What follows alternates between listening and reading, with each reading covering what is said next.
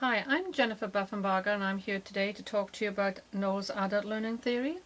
I just want to give you some information. The outline handout and the evaluation will be placed on the online classroom environment, and if you would please just email the evaluation back to me, I would really appreciate it.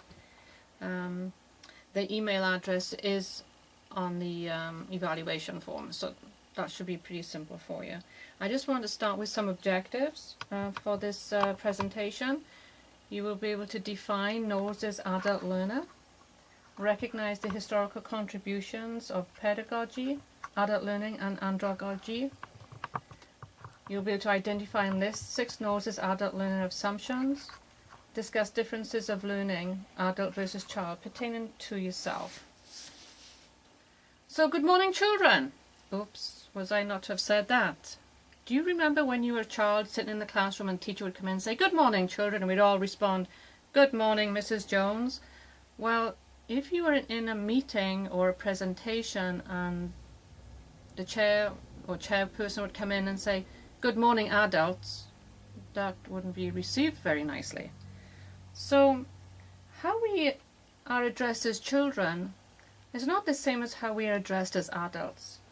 So would the same go for learning? Do we really learn differently from when we were children? I think so, and Knowles apparently thinks so too. If you take a look at these two clip arts here, the first one is a pharmacist talking to an adult. Now he's gone in detail about his medication, or maybe the adverse reactions, side effects that he should be looking for, how often to take it. Now would he be really that entailed if he was a child? No, that type of information is really for an adult. And in the classroom setting, as you can see in this clip, there are numerous adults, slightly different ages, none of them are children though. And we are more eager to put our hand up and take a risk to ask questions. Some children, I'm going to say, will sit back and just kind of become the wallflower. Malcolm Knowles, who is a theorist who we will be talking about today, 1913 to 1997, pretty relevant. He actually looked at all the education that went on in the United States, the historical component of it, and also the major accounts, and he compiled it all together. And from doing this, he was able to provide the framework for adult learning. He also defined the adult learner, which was pretty important. He looked at the biological, the legal, the social, and also from the psychological, and I didn't put that in there. The adult, when it comes to the biological, can reproduce. The legal aspect, a legal adult can vote, they can drive, and they can marry. The social adult is a worker, might be a parent, or might even be a spouse. The psychological component of the adult is someone who takes responsibility for their life. They're responsible and accountable for what they do. So let's take a look at the history of learning, and we're going to look at pedagogy, or pedagogy, I seem to feel a little bit more comfortable saying. It comes actually from the 7th century, and this is from when the monks trained the young men for religious life. And there are 4 assumptions to pedagogy, and we will talk about that later on. So continuing with the history of adult learning, the ancient teachers, those ancient scholars, was all about adult learning. Confucius, Lao Tse of China, the Hebrew prophets, and Jesus. He who knows others is learned, he who knows himself is wise. I think we can a little bit relate to that a little bit. But if we take a look at these particular educators, they actually developed the case method. And that is where a situation is described as a parable, and the group explores its characteristics and looks for resolutions. How about we take Jesus, for example? He used the parable of Lot and his wife as how people should not look back on their past life and look forward to what the new life is, what God gives us. in the Sodom and Gomorrah, during those at ancient time, there was a lot of evil going on in that city, so Lot and his wife fled. However, Lot's wife decided to look back on the city, and she was turned into a pillar of salt. The parable there is that you don't look back and long for something that's really not, shouldn't be of your life. And then the history of adult learning when it comes to the ancient Greece. Ancient Greece. Aristotle, Socrates and Plato. They invented and practiced the Socratic discussion. And this is problem-based learning. We use a lot of this today in nursing. The group are posed with an ethical situation, a dilemma, a problem. And we look together to pool our resources, our information, our experience to seek an answer or a solution. And ancient Rome cannot be left out of this because they brought about the confrontation method, and that's where the students had to defend their opinion. So even these ancient scholars knew that people learned from everyday life, situations and problems.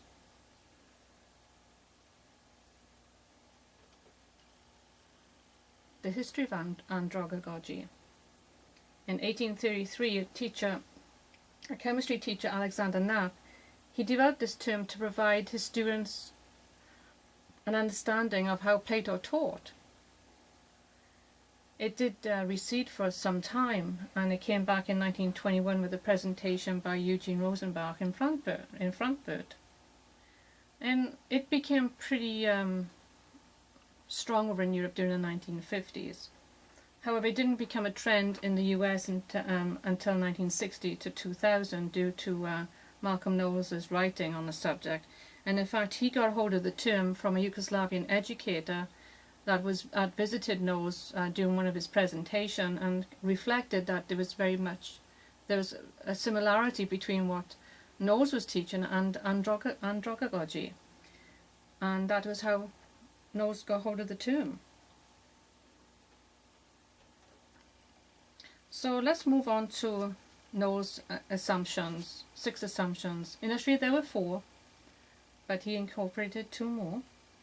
And we shall look at these in detail. And these are the 6. Need to know, self-concept, learner's experience, readiness to learn, orientation to learning, and motivation. So let's take a look at the first 2.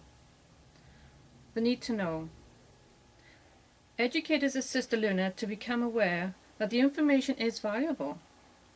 When the awareness is noted, adults apply themselves without hesitation. Have you noticed when someone is interested, people pay more attention?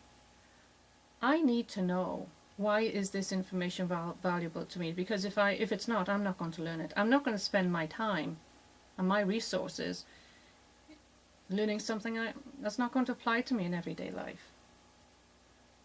Self-concept. This is where the individual is responsible to learn. They identify with the free will. I choose to learn.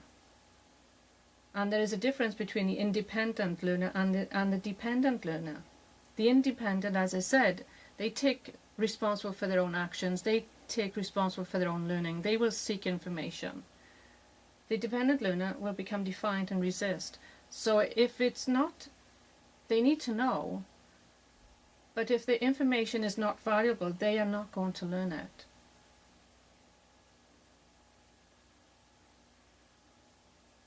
Nurses are reminded at work to do the skills fair. Some of them, we have 5 skills fair a year. Many nurses, they have it down within the first 2 skills fairs, and what it is it's an annual competency to meet requirements in which to remain employed. And as I said, those nurses will get it done within the first 2 skills fair, if not in the first one. Very proactive. But then there are others that are on the 5th skills fair. It's the end of the year and they haven't even started. So, you know, some individuals are resistant. So continuing on to the next 2, learner's role with life experience. Exposure to adult living experience provides a depth of first-hand knowledge. we bring a lot of knowledge. We don't realize it at times, but we, as adults, we know quite a bit. We just don't give ourselves credit for. When we're in a classroom and we have a foundation or something that we can draw from, it adds to the learning experience. And an example I can give to you is that in nursing school, there are some nursing students who have got a chronic illness, such as diabetes. And because they've lived this chronic disease, they probably know more than the educator. And this is where the educator really needs to listen to the students. Readiness to learn related to the development of social roles.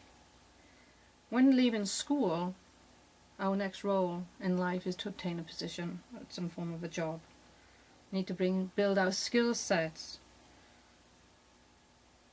And there are times when we just have to learn because we need to transition into a different role, like I said. And that becomes the fundamental need.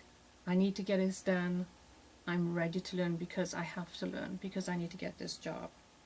Some of these are known as teachable moments, or they are aha moments.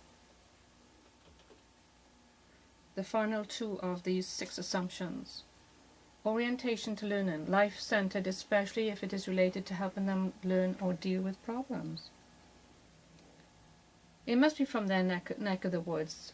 I mean, if you're going to teach something and they can't relate to it, they're not going to learn, they're not going to be able to use it.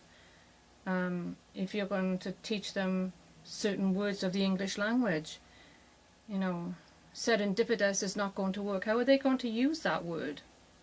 Oh, I had a heck of a serendipitous morning.